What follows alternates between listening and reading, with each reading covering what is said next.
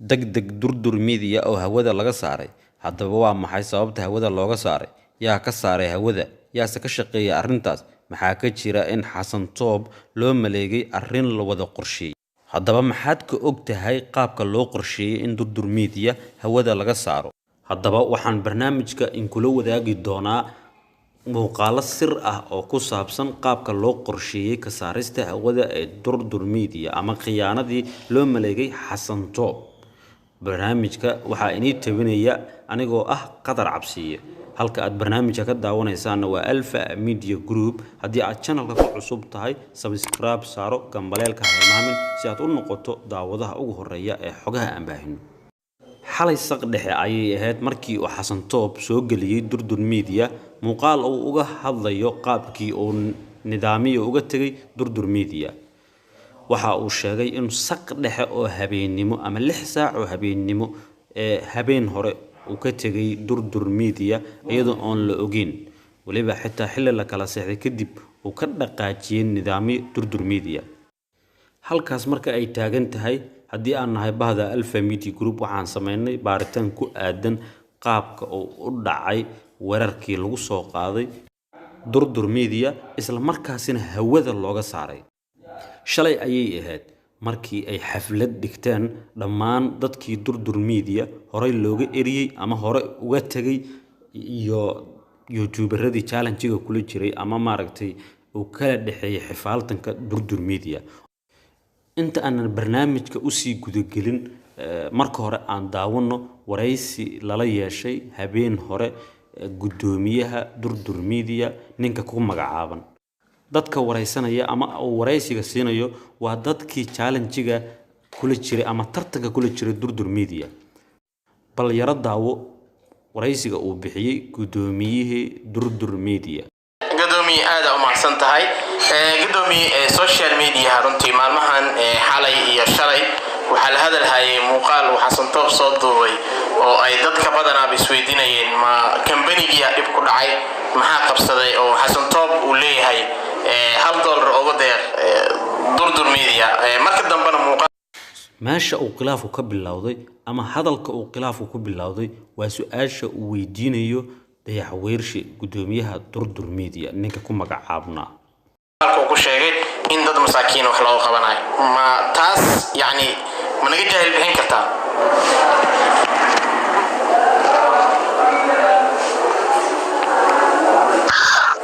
runtii codkaaga aad ugu gaabaya, laakiin waxaan fahmi karaa kaliya inay hadalkaadu ahaa mas'uushaada ahayd. maxaa ku dhaca muuqaalkii xalay ee durdur media soo dhigtay inaad ka warcinayso maxaa sababay in durdur media sidaas qaadso soo fahmay soo ma? annagu ma doonayno inaan waraysiga oo dhammaystiran in la wadaagno, laakiin muhiimaddu waxa ay tahay in aan la wadaagno meesha uu khilaafku ka bilowdo. arrintan markii ay dood dheer ka yeesheen Xasan Toob iyo Qulfaan ayaa waxa ay dhalisay in ay ku kala haadaan ama ku kala boodaan. waxaa dhacday nidaamiye oo ay Qulfaan ay yihiin qaraabo dhow. nidaamiye sidaas ayuu durdur media uga tagay. marka su'aasha isweydiinta mudan ayaa waxa ay tahay yaa qorsheeyay in durdur media hawada laga saaro?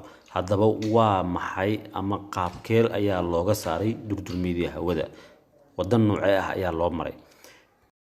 haddaba qorshaha Xasan Toob lagu afgambiyay ee YouTube-kiisii lagala wareegay waxaa ka soo shaqeeyay Dayaxweershi, kaas oo gudoomiye Qulfaan iyo Xasan Toob khilaafka u dhaxeeya ka faa'iideystay oo waliba xitaa uga faa'iideystay si aan innaba caadi ahayn. waxa uu sameeyay dhammaan waxa uu kulmiyay dadkii ay challenge kala dhaxeeyay ama xifaaltan kala dhaxeeyay durdur media.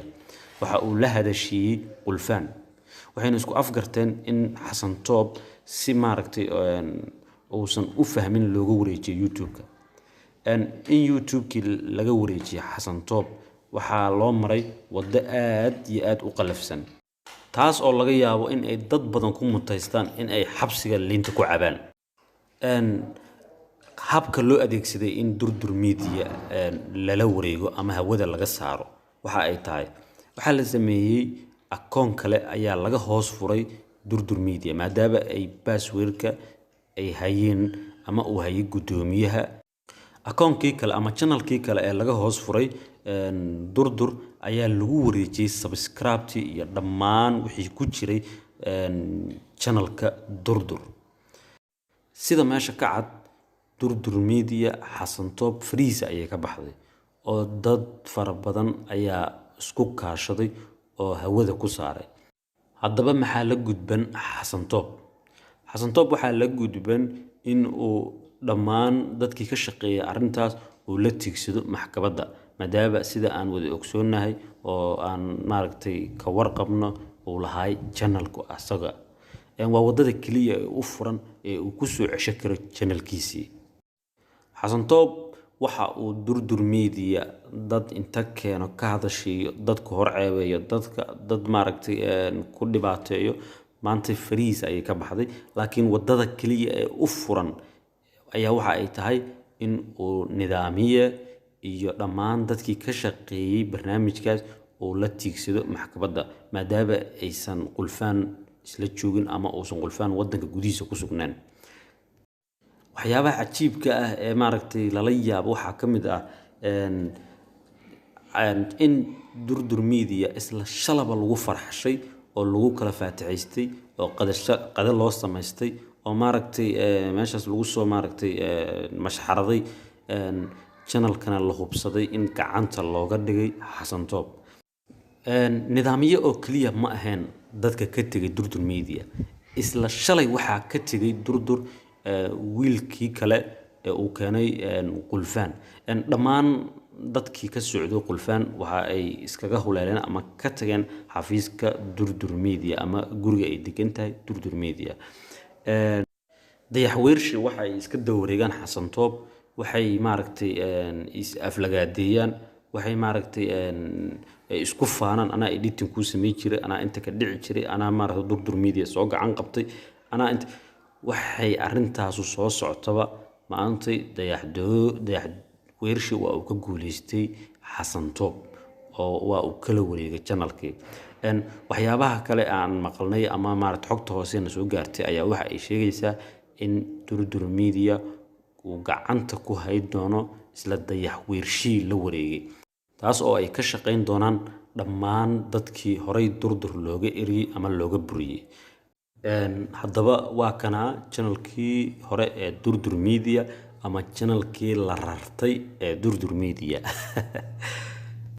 laakiin talada ugu wanaagsan ee xasan toob aan siinaya ayaa waxa ay tahay xasan toobow xirfadle ayaa tahay, nin wax soo saar leh ayaa tahay, oo hal abuur ayaad leedahay. laakiin habka ama hanaanka aad u shaqaynaysa waa inaad wax badan ka bedeshid haddii ay dhacdo in aad YouTube kala furato ama aad kaadii dib u soo ceshatid.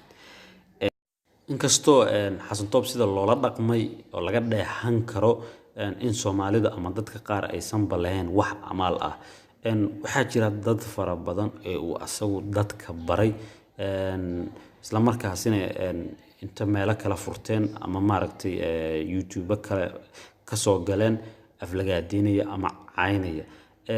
haddaba su'aasha isweydiinta mudan ayaa waxa ay tahay tusaale haddii aan tusaale arsaxaan aan kuu sameeyo, arsaxaankii aan kuu sameeyey ma waxa uu ii horseedayaa in aad aniga igu dhibaataysid ama aad igu aflagaadaysid. hadda sida muuqata dhammaan dadka ku jira xogtan xasan toob lugooyi ama maaragtay channelkii kala wareegay waxay u badan yihiin 90% waa dadkii maaragtay oo asagu dadka baray ee uu soo caan bixiyay ama maaragtay la shaqayn jiray ee shaqo wadaaga la ahay.